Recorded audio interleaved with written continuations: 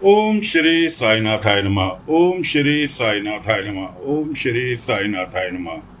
सभी साईं भक्तों को नमस्कार। कथा प्रारंभ करते हैं। पिछले भाग में आपको सुनाया था कि नाना साहब चांदोलकर को जा रहे थे किसी मंदिर के दर्शन करने के लिए, गणपति बापा के।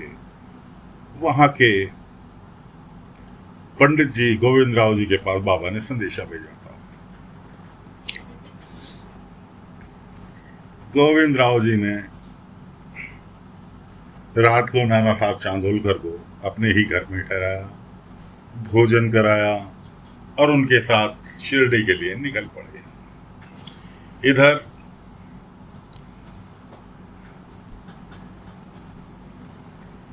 मिठाई वाले लाला ने, जो मिठाई की गोली बना रहे थे, प्रसाद जिनका नाम था, बच्चों के ऊपर जुर्म ढाने चालू कर दिए। बच्चे बीमार पड़ने लगे। माँ बापों को पता चला, बच्चे काम पर नहीं गए, तो लाला मिठाई वाले, मिठाई की गोली वाले पहुंच गए बच्चों के घर लड़ने के लिए। अब बच्चे बीमारी की हालत में, तो कोई भी निर्दयी इंसान होगा वो ही बच्चों को, क्या बड़ों को नहीं छुट्टी दे दी जाती है। तो उसने उन्हें हुल देनी चालू कर दी कि या तो बच्चों को काम पर भेजो, वरना तुमने मेरे पास अनुबंध कर रखा है और तुम्हें जेल भिजवा दूंगा।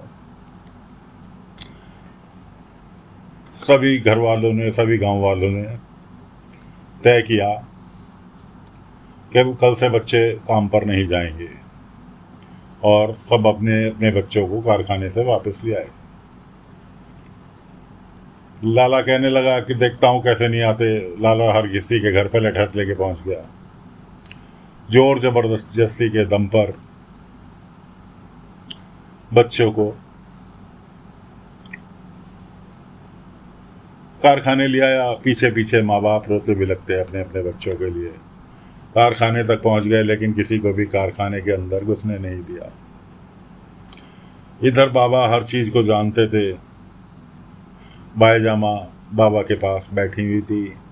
बाजीराव, तात्या का बेटा, बाबा से माफ़ी मांगने पहुंचा कि साईं मुझे माफ़ कर दो, मैंने अपने आई बाबा से, आज जी से, आजूबा से सबसे झूठ बोलकर मैं कारखाने काम के लिए गया। खैर बाबा ने उसे समझाया, प्यार किया कि बेटा बड़ों से, अपने माता पिता से कभी भी कोई बात नहीं छिपाया करते। इस तरह से बाबा ने उसे समझाया और उसे प्यार करके बैठा लिया। बाबा झोला उठाया और चल दिए। बाईजामा कहने लगी कि कहाँ चले साईं? बाबा ने कहा अभी आ रहा हूँ, किसी को लेने जा रहा हूँ, शायद इस वक्त उनकी बहुत सख्त जरूरत है। बाईजामा कहने लगी कौन है साईं? बाबा ने कहा यहीं लेकर आ रहा हूँ बाईजामा, आराम से मिल लेना। बाबा गए। वापसी लौट के आए तो उनके हाथ में एक मूर्ति थी जिसके ऊपर कपड़ा ढका हुआ था। कि साईं तुम तो किसी को लेने गए थे। बाबा ने कहा हाँ इन्हीं तो लेने गया था। विद्या की देवी जगत माता माँ सरस्वती को ही तो लेने गया था। इस वक्त बच्चे मुश्किल में हैं और शायद ये ही हमारी मदद करेंगी। बाबा ने आसन सजाया, उस पर माँ सरस्वती को बिठाया, उस धूप दीप फूल पत्र आदि चढ़ाए, प्रार्थना की हे माँ सरस्वती, बच्चों से भूल हुई, उनके माँ बाप से भूल हुई, जो कि आपका निरादर करके पढ़ाई लिखाई को छोड़कर कारखाने में काम करने पहुंच गए। आप ही उनकी मदद कर सकती हैं, आपके अलावा कोई मदद नहीं कर सकता। हम सभी आपकी शरण में हैं, हमारी मदद करो। इधर बाबा प्रार्थना कर रहे थे माँ सरस्वती से, उधर जोर जबरदस्ती से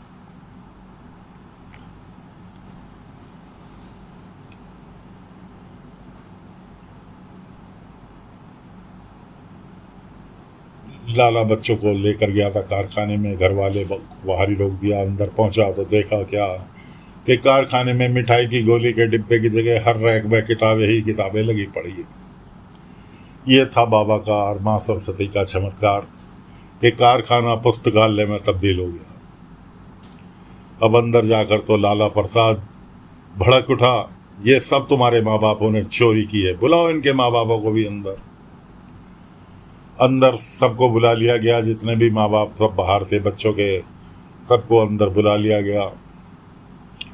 अंदर बुलाकर उन्हें धमकाना चालू कर दिया।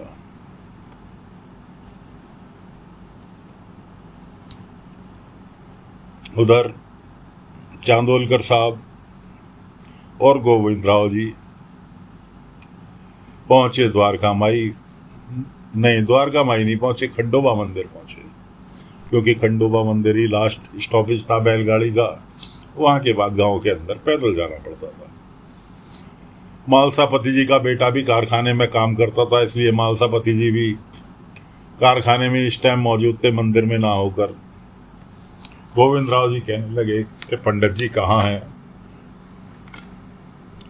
आने जाने वाले से किसी से पूछा पंडित जी कहाँ है, उसने बताया पंडित जी वहाँ हैं कारखाने में, उनके बेटे ऐसे ऐसे, सारी हिस्ट्री सुना दी।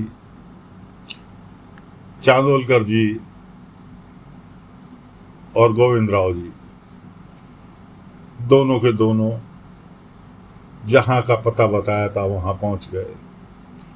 उधर हड़कान चालू हो रखा था। लाला प्रसाद जो थे माँ बापों को और बच्चों को डराने धमकाने की कोशिश कर रहे थे।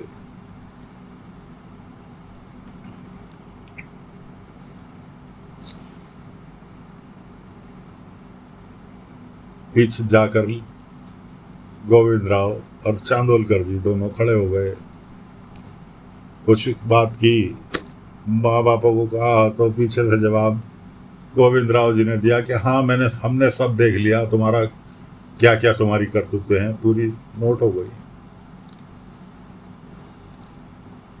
अब बारी आती है गोविंद राव के लाला प्रसाद के चौंकने की। अरे साहब आप यहाँ? कि हाँ, साईं के बुलावे पर साईं ने मुझे चांदोलकर जी के हाथों खबर भिजवाई और मुझे आना पड़ा, क्योंकि तुम्हारी करतूतें ना तो साईं से छुपी हैं ना ही मुझसे छुपी हैं।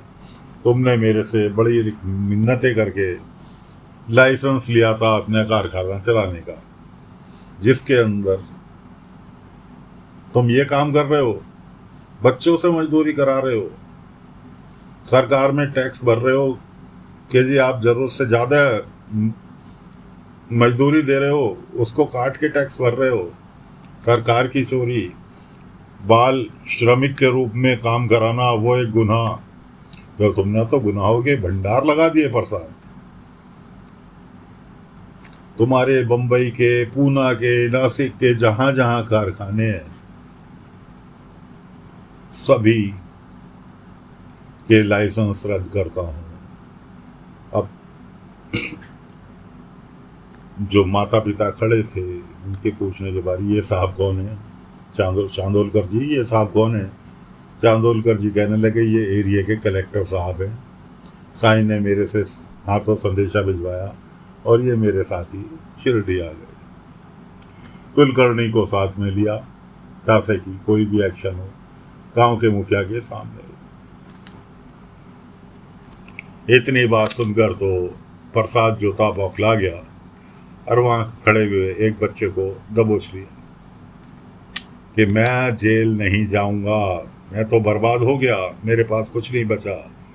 अब तुम्हें पता है कि बर्बाद जिस इंसान के पास खोने के लिए कुछ नहीं होता, उससे खतरनाक इंसान कौन होता है। एक बच्चे को झपट के पकड़ लिया और पास में टंगी हुई मसाल हाथ में उठा ली। इधर बाबा द्वारका माई में बैठे थे, बाईजा माँ के पास, माँ सरस्वती की आराधना पूजन कर रहे थे। माता को शुक्रिया अदा किया, माँ बहुत बहुत शुक्रिया, तुमने मेरी विनती स्वीकार कर ली, अब मैं जरा जाकर बच्चों को भी देख लूँ। बाबा वहाँ से उठे, बाईजा माँ को, तात्या को वहीं बैठा छोड़कर पहुँच गए कारखाने। बच्चे को हुल दे रहा, मैं इसे जला दूंगा, मैं तुमने जो मेरे साथ विश्वासघात किया है मैं तुम्हें जला दूंगा, ये कर दूंगा, वो कर दूंगा। मशाल उठा ली। इतने में बाबा पहुंच गए। बाबा ने रुकने के लिए कहा, लेकिन नहीं, वो तो बाबा को भी उल्टी हाँक रहा था।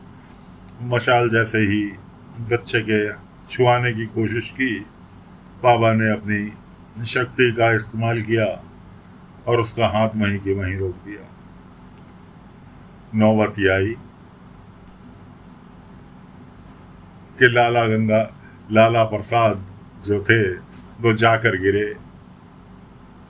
दीवार के सहारे और बच्चा उनके हाथ से गया छूट। मशाल जिससे वो जलाने की कोशिश कर रहे थे बच्चे को, वो मशाल गिरी उनके हाथ के ऊपर और उनका हाथ गया जल। और वो तो अपाहिजों की स्थिति में। फिर बच्चों को दया आई, बच्चे पहुंचे, बाबा का ने इशारा किया, बाबा के इशारे पे पानी की मटकी ले गए, उसके अंदर उनका हाथ डाल दिया।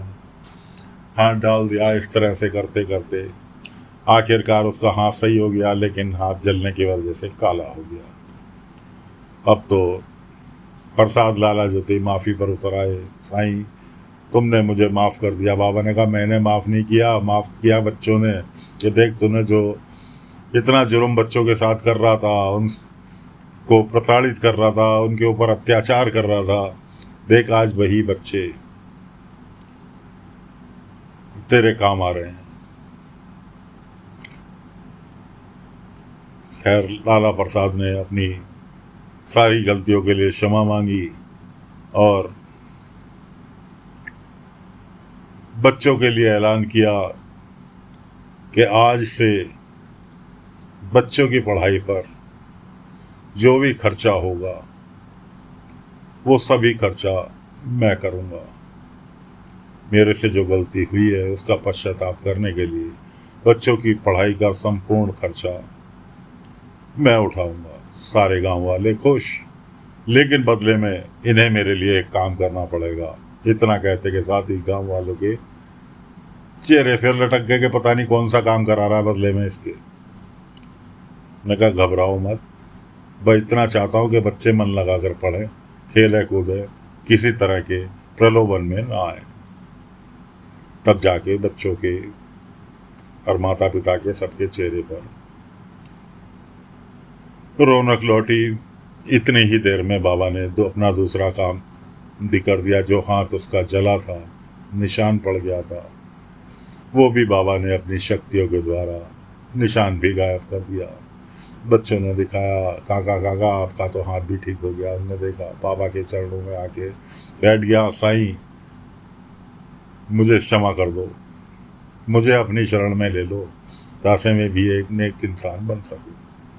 अब गोविंद राव जी जो कलेक्टर थे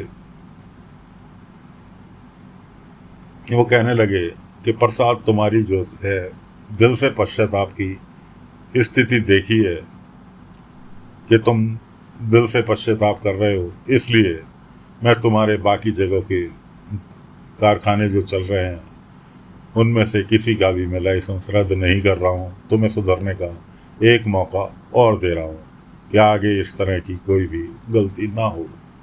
अब कुलकर्णी महाराज वहाँ खड़े थे, बाबा की जय जयकार होनी चालू हुई। कुलकर्णी महाराज गोविंद राव जी से कहने लगे, कलेक्टर साहब गांव का मुखिया होने के नाते आप मुझे यहाँ साथ लेकर आए, बहुत बहुत शुक्रिया। फिलहाल यहाँ तो सब चीज़ व्यवस्थित हो गई, सब ठीक हो गया है, अब मेरी आवश्यकता नहीं है और मुझे और भी काम है, मैं चलता हूँ। कुलकर्णी सरकार पैर पटकते हुए वहाँ से निकल लिए। रास्ते में उधर बाबा भी निकल लिए थे। बाबा ने रास्ते में कुलकर्णी को रोक लिया कि कुलकर्णी सरकार जरा रुको। कुलकर्णी ने कहा अब ये फकीर और भेजा फ्राई करेगा अभी तो साथियों फिलहाल कथा को यहीं पर विराम देते हैं। बाबा ने क्या कुलकर्णी को कहा, कुलकर्णी ने क्या बाबा को कहा, अगले अंक में लेकर फिर हाजिर होंगे। तब तक के लिए आज्ञा दीजिए। ओम साई राम, ओम साई राम, ओम।